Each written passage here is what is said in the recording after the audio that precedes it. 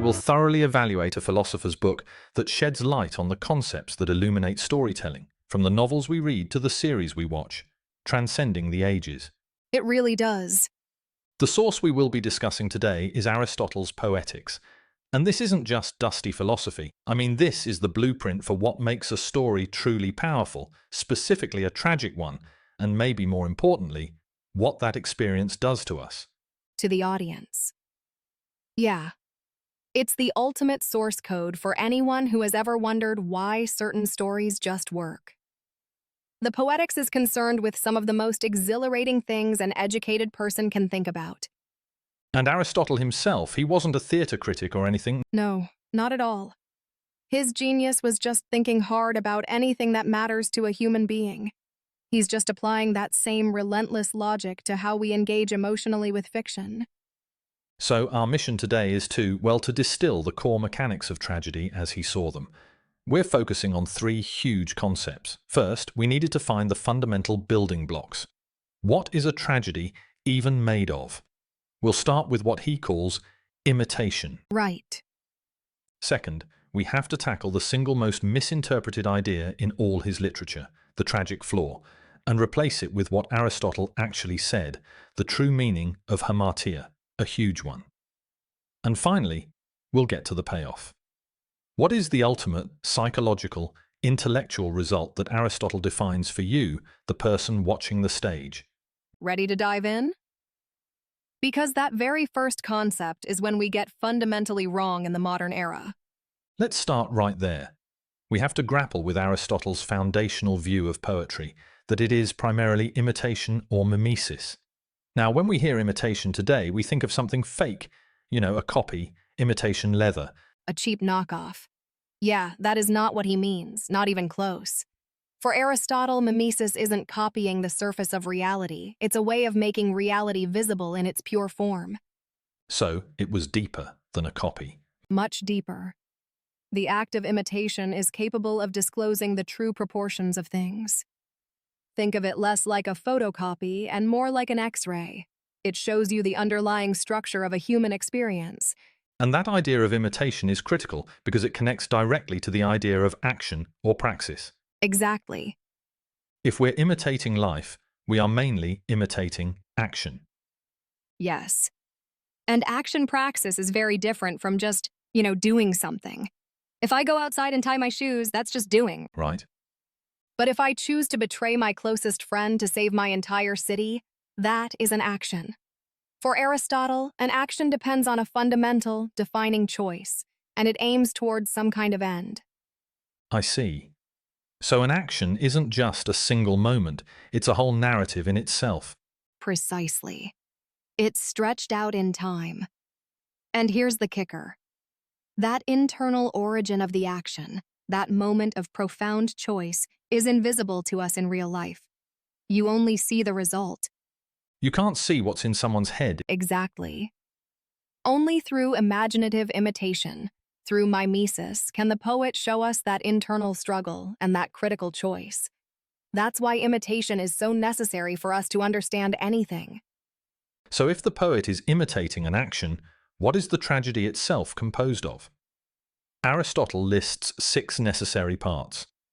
Right, story or mythos, character wording, thinking, spectacle, and song-making. Yes, but, and this is key, they are absolutely not equal. There's a rigid hierarchy. And the most important one is the story, the mythos. The mythos. Yes, that means the composition of the things done, the arrangement of the events. And this mythos is described as the source and is like the soul of the tragedy. I have to stop you there.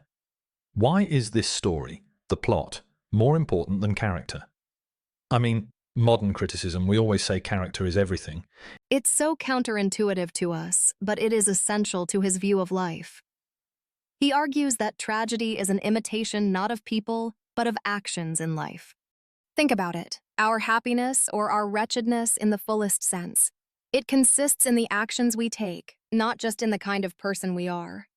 You can be a good person and still have things go terribly wrong. Exactly. You can be a wonderful person, but if your choices lead to ruin, you are wretched, he says. We include character because of the actions. Character facilitates the action, but the action is the thing being imitated. So the mythos is the greatest of the means by which the poet draws our souls. That reframes everything. The structure of the plot isn't just staging, it's the mechanism for understanding fate and choice. It is. Which brings us to the rules. For a good mythos, it has to be one. And that doesn't just mean it's about one person. No, you can't just list every single thing Heracles ever did. The story has to imitate one action that is complete and whole. And what defines complete and whole? Internal necessity. Every single part has to be organized so that if any part is displaced or removed, the whole becomes something different and changes. Like a complex machine, you take out one gear and the whole thing just collapses. That's it. It's coherence. And that's what gives the action its sense of inevitability. That brings up a fascinating distinction the source makes between the poet and the historian. I mean, the historian deals with facts, right? What Alcibiades actually did. The poet is making stuff up. So why does Aristotle call poetry more philosophical and more serious than history? Because the poet is aiming at the universal. History tells you about particular things, what actually happened. Poetry speaks of universal things, what might happen by necessity or likelihood. It shows what happens when a certain type of decent person makes a specific kind of choice. The poet reveals the human pattern that goes beyond one person's life. It tells us something true about the structure of reality itself. Okay, let's use that idea, the universal human pattern, to get to our second major topic, the notorious tragic flaw. I think most people watching a tragedy or reading about one, they assume the hero fails because of some minor moral failing. You know, they're too proud or too jealous. And that, as you said, is the source of endless misinterpretation. We have to be really clear here. Aristotle never used the term flaw, the modern idea that a great figure suffers because of a small, avoidable moral blemish. It makes a travesty of any tragedy. Why does that specific interpretation ruin the tragic experience? The idea of a minor moral flaw? Because it turns tragedy into simple moralizing justice. If the hero is punished just because they had one small fault, then the play is just teaching us don't be a little bit arrogant or you'll die. Which is not very profound. It's not. Aristotle saw true tragedy as something far more complex and devastating than that. The right word. We need hamartia. Yes, hamartia. The root image of that word is always there. It means missing the mark, like a bowman missing the target with a spear or an arrow. It is a failure of aim, and this is vital. The tragic figure's downfall is not from vice or vadnais of character. That's radical.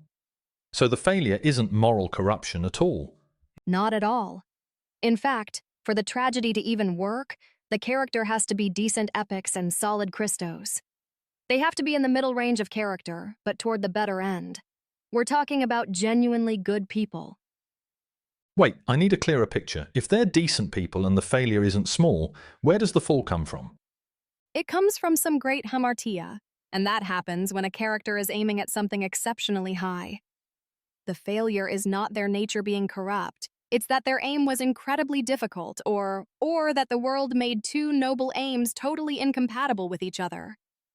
Ah, okay, I think I'm connecting the dots now. It's not that they chose badly, but that they chose something that was almost impossible to achieve without devastating consequences. You've got it. Look at the analogy in the source, the example of new Epithalamus. He would rather miss the mark in a beautiful action than win a victory through a bad one. The tragedy is often that the difficult, agonizing choice they make is admirable. It comes from their decency, but the consequences are just catastrophic. So if you, the listener, walk away thinking Oedipus was just too proud and got what he deserved, you've missed the entire point. Completely. Aristotle is showing us how even great, decent people, through a difficult choice rooted in their very nature, can become the responsible source of his own ruin. They're responsible for the outcome, but the choice itself wasn't evil. That responsibility without wickedness, that's the key. It unlocks the emotional engine of the whole thing. Let's talk about that emotional engine then. This brings us to the most famous and maybe most debated sentence in the entire Poetics. Tragedy aims at accomplishing by means of pity and fear the cleansing catharsis of these states of feeling. So we have to define these two emotions first, pity and fear. Right? Aristotle defines them clearly in his rhetoric. Pity is the pain we feel and an evil that happens to someone who doesn't deserve it. Okay. And fear is the pain we feel and an impending evil that threatens someone like us. And what's so interesting is that these two emotions have to be paired for true tragedy. What happens if you separate them? Well, if you separate them, the story just collapses into something less sophisticated. Horror stories, for instance, they give us fear. Without pity, the threat is external, a monster, a ghost. We feel fear, but we don't pity the monster, and we can walk away when it's over. Then you have tearjerkers, which give us pity without fear.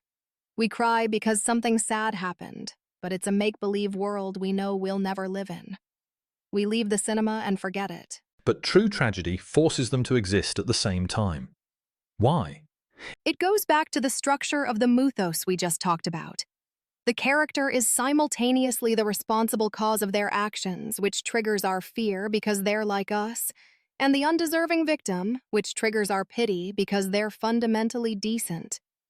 Wow. So we're forced to accept the choice that leads to their ruin, but we refuse to accept the punishment as deserved. Yes, that contradiction is incredibly potent, which finally brings us to catharsis. Right. And Sax's notes make it clear the meaning of this one word has been argued over for thousands of years. We know it means cleansing, but what kind of cleansing? Yeah. Historically, there have been four main views. There's the therapeutic view, purgation, where we cry and get relief. There's the refinement view, where the emotion is made more noble. And then you have the ritualistic view and the intellectual view, where the emotion is clarified. But these individual via seem to fall short. Why can't it just be therapeutic relief?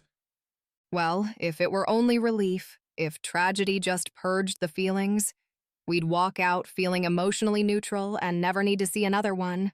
But we do. And if it were only intellectual clarification, We wouldn't need the intense emotion of pity and fear at all. We could just read the script, the real powers and how they interact. so what is the synthesis the source offers? How does the cleansing actually work? The synthesis is that catharsis is a washing away that leaves the feelings profoundly changed in relation to each other. The emotions basically police one another. They act as brakes on the other emotion. Exactly our fear, which creates a kind of intellectual distance. It cuts off our tendency to wallow in sentimental pity and at the same time our deep sympathy. Our pity blocks us from falling into indignant moralism, the easy idea that the hero just deserved it. So we're left with this feeling. We can see that Oedipus is his own doing, but not his fault. That's the effect. It's a direct and solid impact of two forces that any human being can feel. We leave, not relieved of pity and fear, but with them in a strange new balanced state. But hold on, the Poetics isn't finished with us yet. Even catharsis is not Aristotle's final word on the effect of tragedy. No, it's not. He comes back to it, and he argues that the true source of that pity and fear, the most crucial element, is that the necessary sequence of events should happen in a way that is paradoxical. The Greek phrase is paratendaxunt. This is where it gets really fascinating. The action unfolds logically, inevitably, but the result is completely surprising. And this paradoxical outcome, where a known sequence leads to an unexpected but somehow deserved result that he says, will inevitably produce a more beautiful tragedy. Why? Because it will be more a source of wonder, Thomaston. What kind of wonder are we talking about here? This isn't a cheap trick or a miracle, is it? Absolutely not. It's like the wonder that arises in nature. Think about eclipses or planetary reversals. They follow recognizable patterns, but their arrival still catches us with this powerful, surprising jolt. It's not chance. It's the natural course of things delivering the impossible. And Aristotle uses a specific electric term for the impact this wonder has on us, the audience. Egg plexus. Egg plexus. It's usually translated as astonishment, but the literal meaning is a knocking away, a loss of support. It has the power to knock something away from us. This is the ultimate goal. So, we've built the action. We've established the high-aiming failure of Hamartia. We've felt the balanced emotional cleansing of catharsis. And now the final state is being knocked off our feet by the wonder of an inevitable paradox. That state of wonder is the long-delayed completion of the definition of tragedy. And what gets knocked away are all our habitual assumptions and opinions. All the easy answers. All of them when the play ends. We're left gazing at the human image with our habits of blaming and excusing blocked. We can't comfortably say he got what he deserved, and we can't say he was just a helpless victim. We are forced to hold both truths in suspension, and that creates this potent, unsettling wonder That is a remarkable analysis. I mean, into what is easily one of the densest but most rewarding pieces of philosophy ever written. for sure. So we've learned that tragedy imitates a unified action, the Mythos, not just a person. That the fall comes from a great hamartia, a failure of a high aim, not a simple moral flaw. And that the ultimate goal is direct plexus, a fundamental knocking away of our assumptions about justice and human failing. And that state of wonder? It isn't a final, tidy moral lesson. It's an opportunity. It holds the natural flow of our opinions, our need to judge or categorize in abeyance for an extended moment. The tragic poet gives us this perfect machine for contemplation. That moment of suspension is the perfect place to leave you. Aristotle makes a specific technical argument that the dramatic form of tragedy, because of its greater concentration, is more powerful than a sprawling epic poem. It makes the emotional and present in a shorter length. So consider what forms of concentrated storytelling today, beyond the stage. Think prestige television, feature films, even narrative games, achieve the same level of intense, focused wonder. What modern story viewed in its concentrated form compels you to accept the hero's undoing as both inevitable and undeserved. That's what Aristotle taught us to look for.